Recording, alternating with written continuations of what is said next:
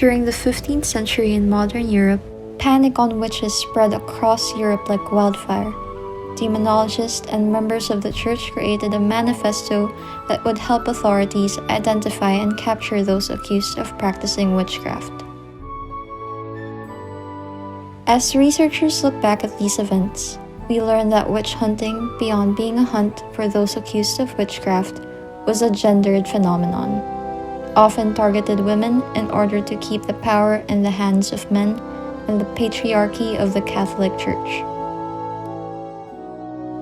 Witches at the time were believed to mostly consist of women because the church believed that they were more prone to sin, as Eve was the first person to fall to temptation by the devil.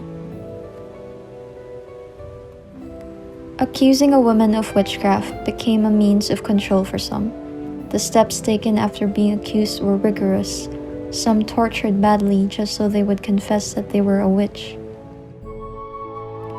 And the same goes for witchcraft in the Philippines.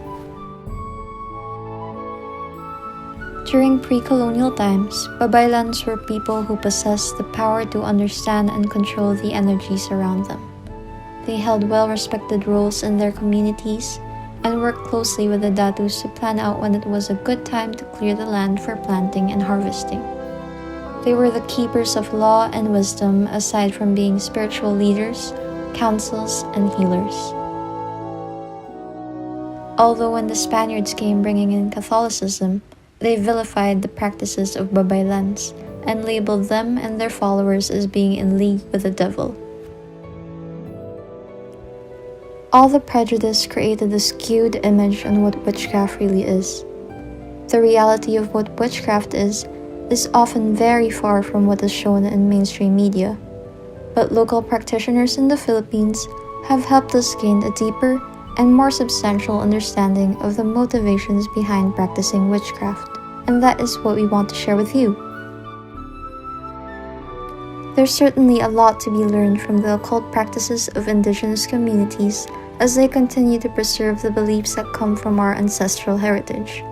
Although due to the limitations with the pandemic, the team was limited to reaching out to those currently residing in urban communities.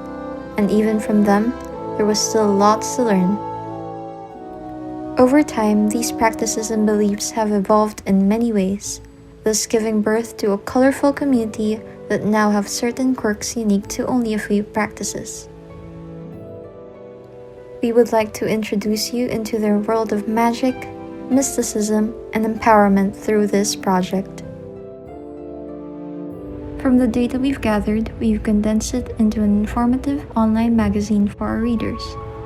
You can find this magazine on our website, bosesbruha.com. Halina't pakinggan ang Boses Bruha.